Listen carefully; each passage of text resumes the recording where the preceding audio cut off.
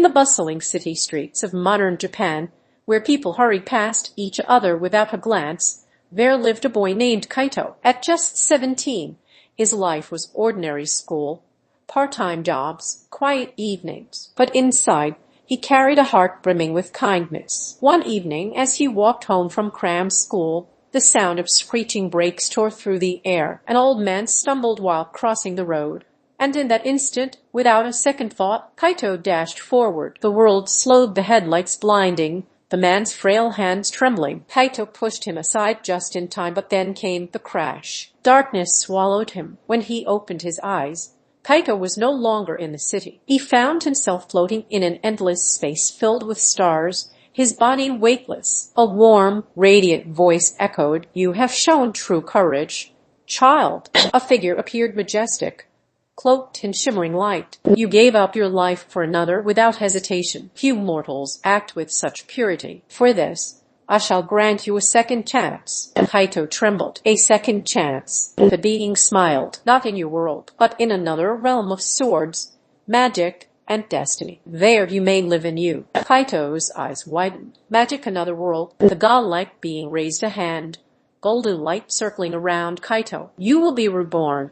Yet you shall keep the memories of your past life. Use them well and forge a path greater than before." Suddenly, warmth engulfed him. He felt small, weak, crying. He realized he was a baby. Gentle arms cradled him. A woman's voice whispered, "Look, my love, our son, Kaito." A man's voice chuckled with joy, "He will grow strong." As the baby's tiny hands reached up, Kaito's mind buzzed with disbelief. "I've been reborn." Through the small window of their humble cottage, the world outside shimmered with magic, floating lights, distant towers, and mountains beyond imagination. Kaito's new journey had begun. And so, the boy who gave his life in one world opened his eyes in another, retaining his past memories, blessed by the divine, and born into a realm of swords and sorcery. Kaito's tale of courage and rebirth had only just begun.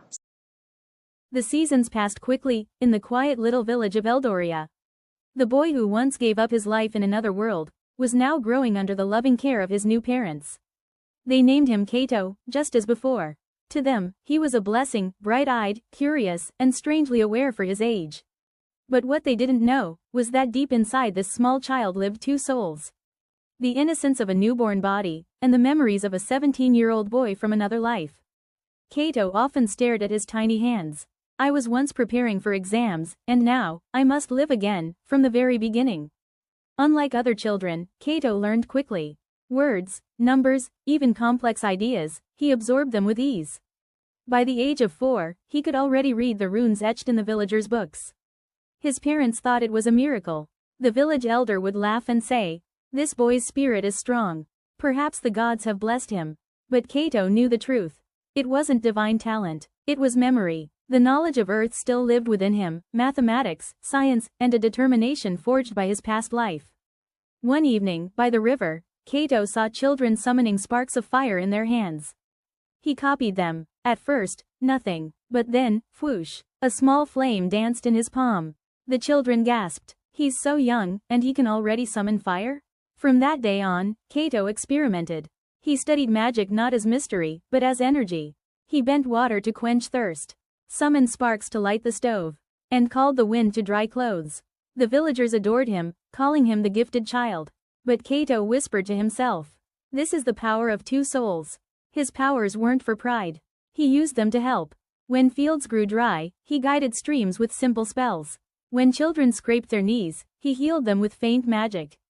One day, a weary traveler collapsed at the edge of the village. While others panicked, little Kaito placed his hands on the man's chest, and channeled gentle healing energy. The traveler opened his eyes, astonished. Such skill, from a child? That night, the traveler spoke of distant kingdoms, towering castles, daring adventurers, and dark dungeons filled with monsters and treasure. Kaito listened wide-eyed, his heart racing.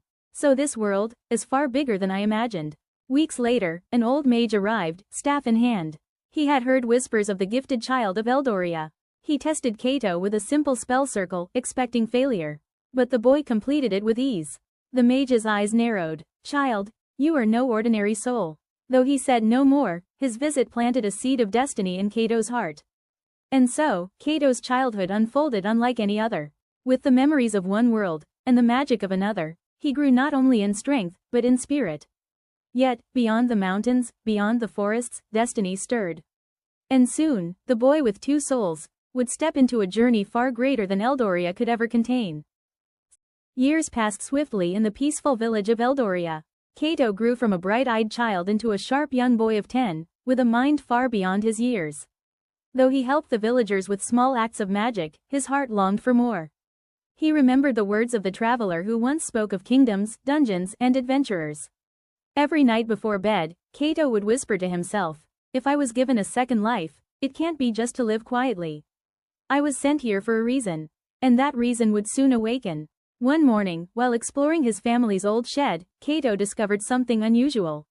Hidden beneath dusty crates lay a wooden training sword, cracked but still sturdy. When he held it in his hands, a strange heat pulsed through his chest. His memories flashed back, memories of the accident that took his life, the old man he had saved, and the divine voice that had promised him another chance.